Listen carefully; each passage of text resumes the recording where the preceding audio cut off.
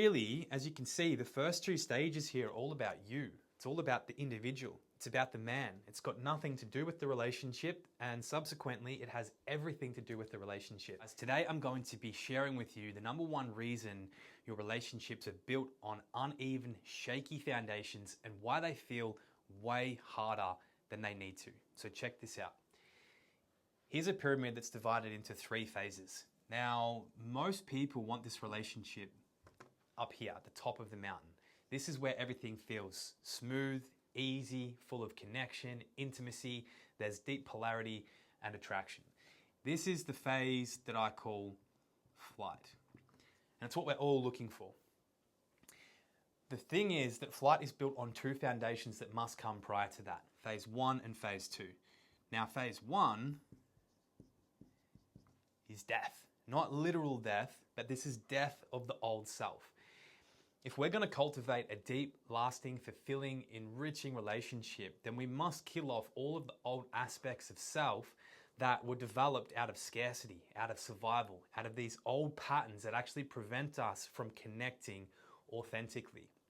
So death is like phase 1. And to be honest, it's kind of like this, where it's the underground work. It's the stuff that's not super pretty.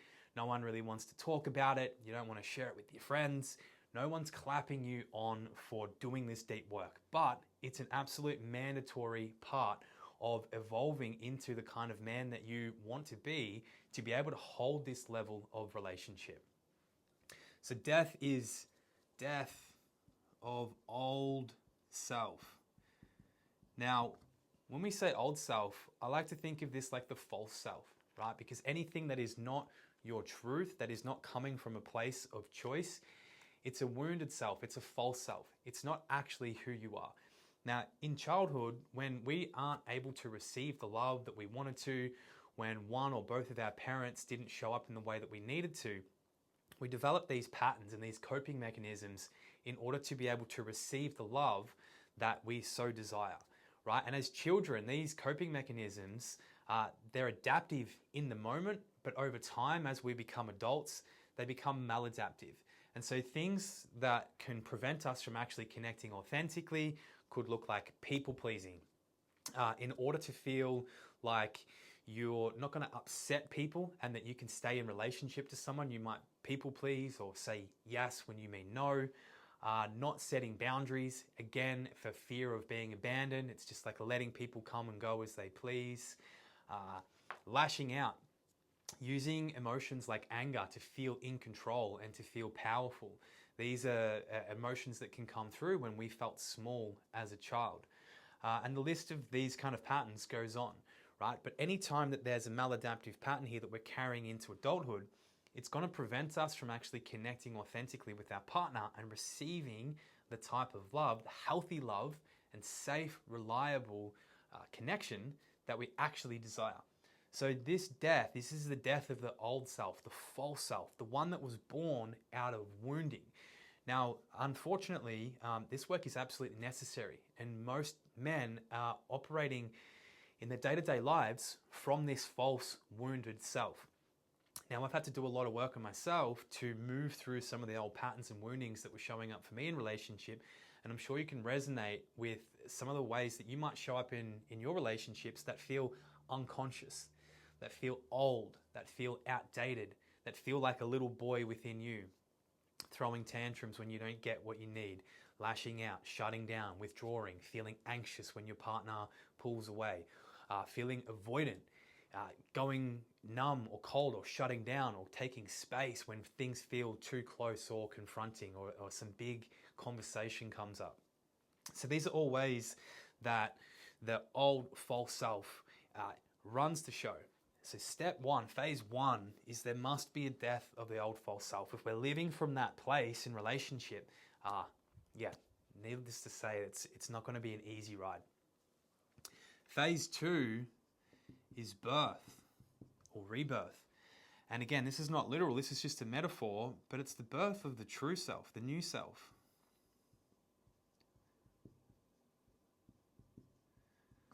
So in the absence of these wounds, in the absence of these conditioned responses and survival patterns, the truth of who you are gets to emerge. It gets to come through.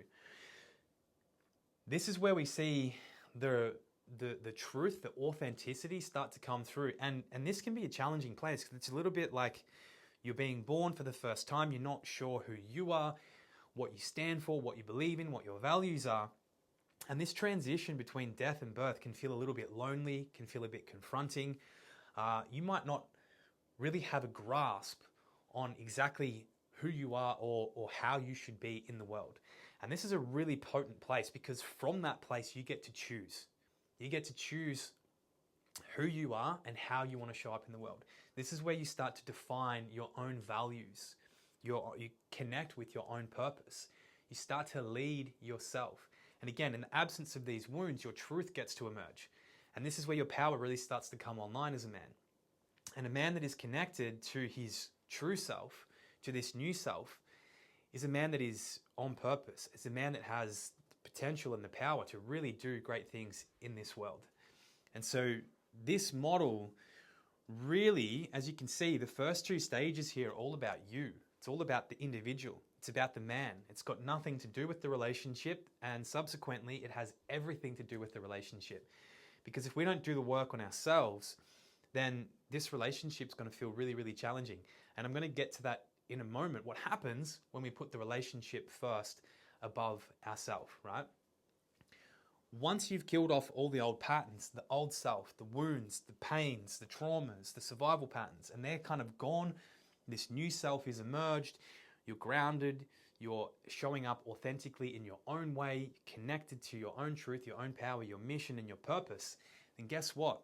This relationship on the top of the mountain becomes much, much easier because it's a natural extension of who you are. Now, it doesn't mean that if you've done this work that this relationship's going to be perfect every day of the week forever. There will still be things that need to be transmuted and transformed inside of the relationship. But if you've done this work first here, this relationship is going to feel much, much easier. And I can attest to that firsthand. So flight really is you're getting to put your new self, your authentic self into a relationship.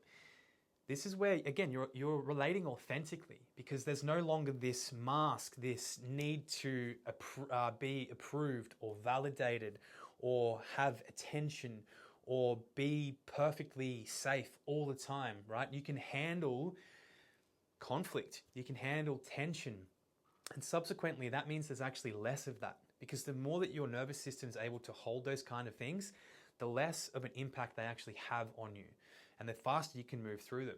When you're solid in who you are, tension and conflict in relationships don't really hold the same weight. This is where deep intimacy and attraction is formed because, again, you're relating authentically. Now, one of two things will happen in this stage. Number one is you won't be showing up with these patterns in yourself. So the relationship's going to feel a lot easier just because of that, because you're not operating from this wounded self. The second thing is if you have been in a relationship prior to doing this work, or you go to get into a new relationship and patterns begin to show up in a potential partner or a mate of yours that are unintegrated, that are kind of touching on your old wounds of abandonment or fear of closeness, or these old patterns and wounds start to get stirred up, you'll have much better discernment as to whether or not you actually choose to engage with that type of person and that type of partner. What happens a lot of the time when we're operating from this wounded self, we don't actually have a lot of choice, of conscious choice, in the way that we show up in relationship or the way that we show up in the world. Because these wounds are the things that are running the show, largely, most of those patterns run in the unconscious part of our being. So we're attracted to people that don't necessarily serve us or our future, our growth, in the way that we kind of want them to. Now, everything serves a purpose, and you could argue that the people that come into our lives are here as a mirror to, teach us a lesson. But there's a certain point where you keep attracting the same thing over and over again, and it's no longer beneficial to you and your growth. There has to be a point where you say no to that, right? And that was big in my journey, and I've seen this a lot in the men that I work with as well. If you continuously attract the same person again and again, at some point that pattern, that cycle has to break. So when you've done this work, if you are in that type of relationship or that type of relationship comes along again, you're going to have the discernment where you're no longer operating from that unconscious wounding that's creating that connection. You're going to see it for what it is, call it forward, call it out, and if it can't be transmuted inside the relationship, then you're probably going to walk away. And this is, again, something that I've experienced in my own life and see a lot in the men that I work with. There's less of a tolerance to things that aren't really in alignment and feeling good for the nervous system. So when that happens, everything up here becomes a lot easier. You're operating from this more authentic self. Conflict tends to either not be present or be much easier to be resolved. Attraction, intimacy, everything goes through the roof. And so this is like the mountain, the tippy top, but it's really hard to get here and to find that ease in a relationship if you haven't done this work. Now I'm going to show you what happens when we don't do this work or we do things backwards. Now, one of the things that I did early on in my relationship, I built my world upside down. You might resonate with this too. This is where the relationship is the first thing that comes along. And so you could just put relationship here. Now, if you try and build a relationship without tending to the identity, to the wounds that you've experienced as a child, the pain that you're carrying, the survival patterns, the old responses, guess what? They still exist. But now where are they? They're up here. So you have pain, wounds, survival patterns, and guess what they're all doing? They're built on this false identity,